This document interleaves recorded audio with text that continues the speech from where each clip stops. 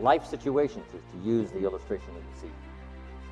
Number one, you cannot change the season until you get your own planet.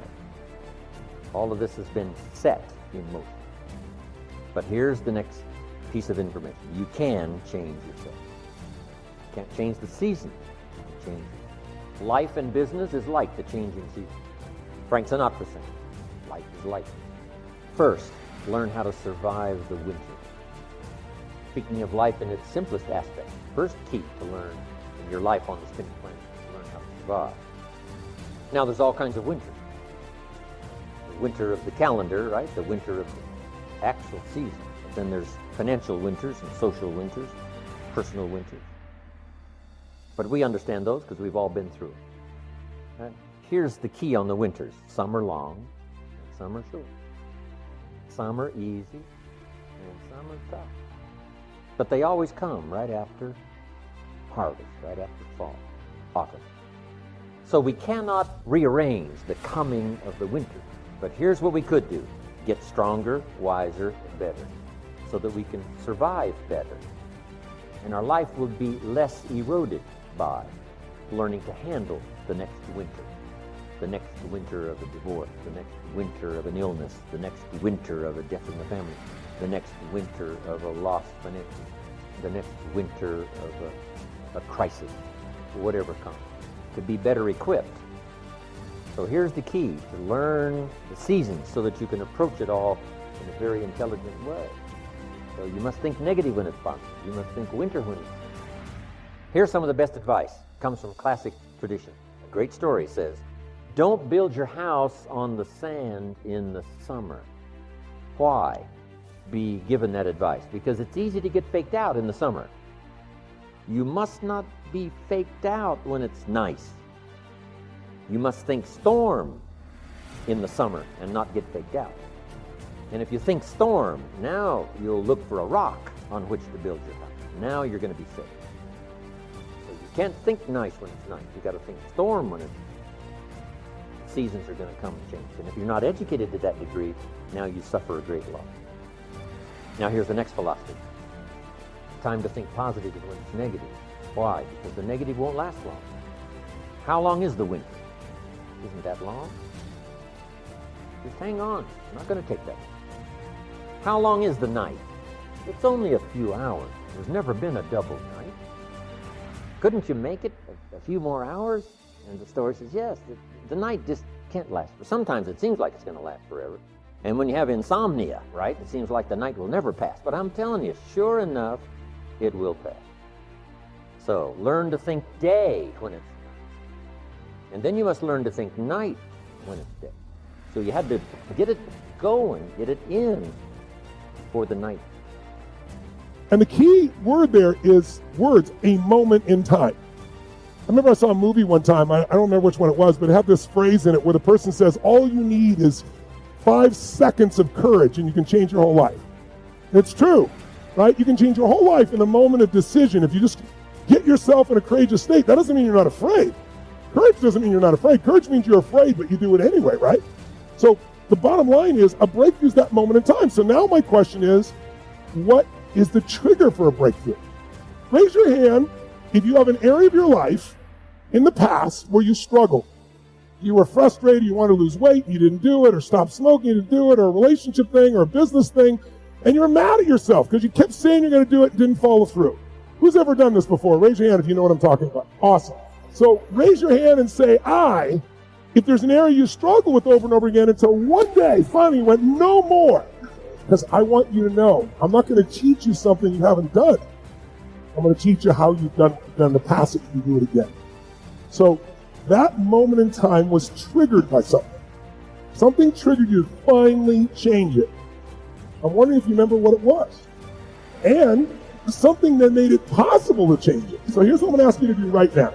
I'm going to ask you to sit up in your chair, and whether it's on your computer or your iPad or a piece of paper and pen, I want you to jot down, if you would please, write down at least one breakthrough you've had where you struggled with something for a long time, smoking, drinking, eating, a relationship, a business thing, finance, and then one day you finally hit a threshold and you finally broke through. You had the breakthrough, you got the insight, and you acted on it and changed your life for the better.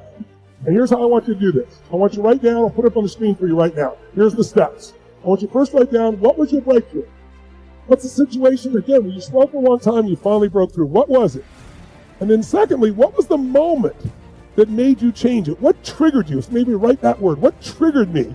What made changing a must, not a should? It was a should before. I should do this, I should do that, and one day, no more. Like maybe, have you ever done this? How many of you have ever stayed in a relationship way too long? Who's ever done this before? Way too long, right? And why'd you stay? You weren't even happy. Because like being alone might be more scary than being with this person. I'd rather deal with the devil I know than the devil I don't know, right? But you may have come across a day where you'd also say, well, it'll be better in the future. Or it used to be good. You change time zones if the present doesn't feel good. But if you ever had a breakthrough in a relationship, you probably went, you know what? It's been painful in the past, it's painful now, it's going to be painful in the future. I'm out of here. Who's ever finally got out of a relationship because your brain went no more? Who's done this before? Say I. So I want you to write down a breakthrough. It can be personal, it could be your body, it could be a business one. Write down at least one. If you get more than one, if you can get more than one down, great. But then what moment triggered you to finally change it? What was different at that moment? So he says the important thing for you to maintain is not to become more attached to the gifts than you are the giver. Not to become more attached to the healing than you are the healer. Not to become more attached to the blessing than you are the blesser. Not to become more attached to the things I gave you than the one who gave it to you, because without me, you can do what? Nothing at all. That admission of humility is worship. That is worship right there. That is the prayer life. That's a good way to start your morning. Lord, without you, I can do nothing. I need you to give me wisdom. I'm going to a meeting today. I want you to nudge me when I've said too much. I want you to put a fence around my tongue. I want you to guide me to the most important things to say. And I promise you, Lord, if I give the victory in this meeting, I will give you the praise. For without you, I can do nothing. This is prayer 101. For people who do not know how to pray, is admitting your own limitations, humbling yourself before God, opening up your heart before him and saying, God, I'm ready to hear from you. Now this is Jesus. Remember now, don't forget this. Don't forget this. This is Jesus' summary to his disciples. He's getting ready to leave them physically. And he says, without me, you can do nothing. In the same breath, he said, I'm going away. So what does that mean? I'm to do nothing else? No, I'm going to be with you in the spirit. I won't be with you in the way that I was with you, but I will be with you. And what your job is, you are not supposed to make yourself grow. You don't have to do that. You don't have to make yourself be fruitful. You don't have to do that. You don't have to make yourself be taller. You don't have to do that. You don't have to make yourself be richer. You don't have to do that. He said, all you have to do is abide in me, and my word abide in you, and I got the rest of it covered. Now this is a union that you can't miss up. This is a relationship, the union between stability and fruitfulness. God says, if you be stable, I'll make you fruitful. I've been preaching 43 years. Every year, good years, bad years, big crowds, no crowds, small crowds, lot of appointments, no appointment, didn't make no difference.